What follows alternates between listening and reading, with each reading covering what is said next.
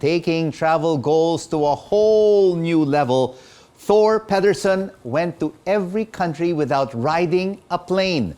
We find out how Thor did it as he joins us now from Copenhagen in Denmark. You are a superhero, Thor. Congratulations on that 10-year journey.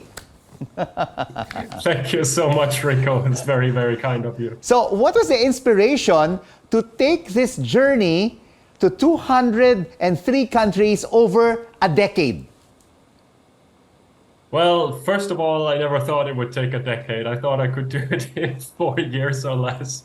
And the inspiration was within the adventure. It was something which had never been done before. I stumbled upon that in 2013, and I was intrigued that we still had such a great adventure here in this world, something which I could do. So it was a historical project, and I just wanted to set out and meet people and see the world. That's a long, long time, 3,576 days. But of course, all your Filipino fans would also want to find out of those 203 countries, did you ever step foot in the Philippines, and when was that time over 10 years? Well, that would have been in 2019. The Philippines was among the last countries within the project. I came with the ferry to Zamboanga, and I traveled up the island chain through Cebu and came up to Manila. I also went to Marinduque. I went to Siquijor. So only a few of your many, many thousand islands. Yeah, we have more than 7,000 islands here in the Philippines. But to a lot of those places that you visited when you were here in 2019, I personally, Thor, have not visited them. So during that journey around the Philippines, how many days were you here in the country? Oh, that's a very good question. I would say it would have to be at least 3 weeks, maybe somewhere around 21 days, probably. Yeah. Wow, 3 weeks. Of course, there's so many countries, 3 weeks, and it was 4 years ago that you visited the Philippines. And do you still remember what kind of food you ate when you were in the Philippines? I ate good food. I had a lot of spicy food. But that's the thing about such a wonderful country as the Philippines. You have so much diversity across all the islands. So you eat one thing on one island and something else when you come to the next. I do know that I steered clear of balut. I wasn't interested in biting into that. Wow, yeah, balut is very, very famous among Filipinos. Of course, I'm sure there were many challenges that you faced over your 10-year journey. How were you able to overcome COVID-19, and where were you during that period of March 2020 all the way up until 2022? Yeah, Rico, that's an interesting story. I was on board a ship in the North Pacific with the Philippines to my west, coming up towards Hong Kong. And I was supposed to do 4 days of transit in Hong Kong and then continue to Palau. But the virus broke out in Wuhan. And I ended up being 2 years in Hong Kong as the virus became a global pandemic. So the question of how did I handle it is I found some inner strength.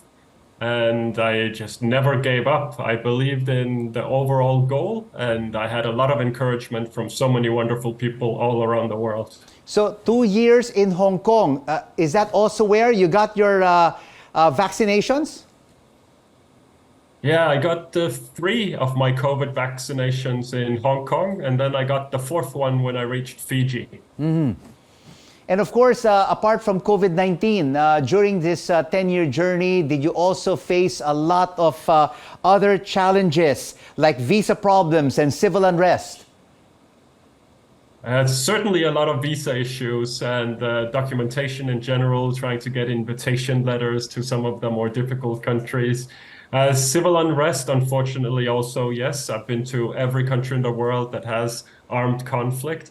I have been at gunpoint a few times within my life and within this project.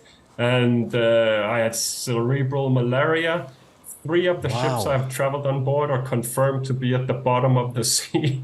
So it has not been completely safe all the way through. What a story. What a journey. A lot of peaks and valleys during your 10-year journey around the world.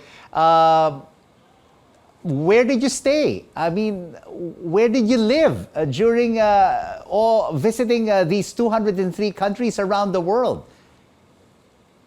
Well, there's a lot of kindness in the world, and a lot of people, they actually reach out and they offer me to come and have a meal with them. Sometimes they invite me to stay in their homes and they give me a place to stay. I have also been checking into a lot of hostels around the world in dorm rooms with 12 beds or sometimes 20 beds, and you hope that nobody is snoring that night. I slept on the ground a few times, but I've also had some fortune. Sometimes you meet the right people and you end up in a 5-star hotel. With all of your experiences, Thor, you can really write a best-selling novel about your 10-year journey. Were there times with all of these challenges and hurdles that you faced that you just wanted to quit this journey? Oh, yes, yes. So many times. Originally, I thought it would take 4 years. And after only 2 years, I was already so tired and so exhausted and so full. And I had a lot of complications at the time that I started thinking about going home. But I kept pushing and pushing. So when I reached the Philippines, I was already very tired.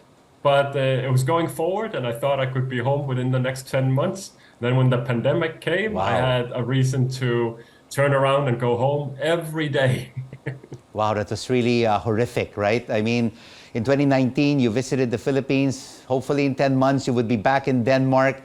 And then, of course, the pandemic hit. But of course, I'm sure there were a lot of memorable moments that you've had over the past 3,576 days. What would be the top 3 countries that you will always remember? Well, number 1 is, of course, the Philippines. There can be no doubt about that. And Bravo! Thank you. Number 2 is also the Philippines. So it's very hard to talk about top countries. There's not a single country I do not want to go back to. Like, you're very fortunate to have a large country. I come from a small country. You have, like you say, 7,500 and more than that islands. There's so much to explore. The food and the mountains and the green landscapes, but it's like with music. If you have 100 songs, it's very difficult to say which one is the best. It depends a little bit about how you feel and what your mood is like.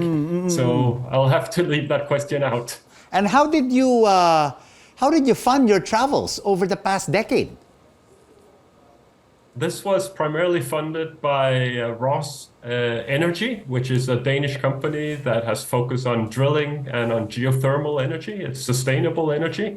And then some of it has been self-funded, and a large part has also come from donations from my many online followers that have been very kind to me over the years. And now finally that you're back in Copenhagen, in Denmark, with your loved ones and with your family, do you still want to travel again? Do you still want to leave Denmark?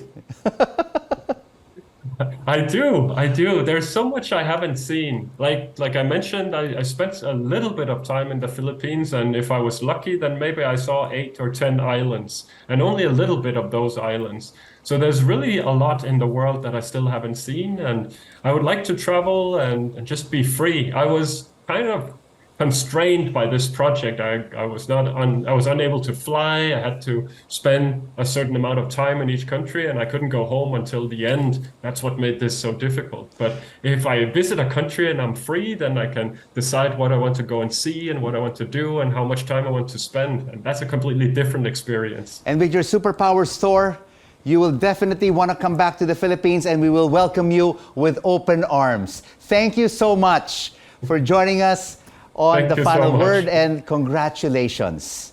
Thor Pedersen joining us from Copenhagen in Denmark.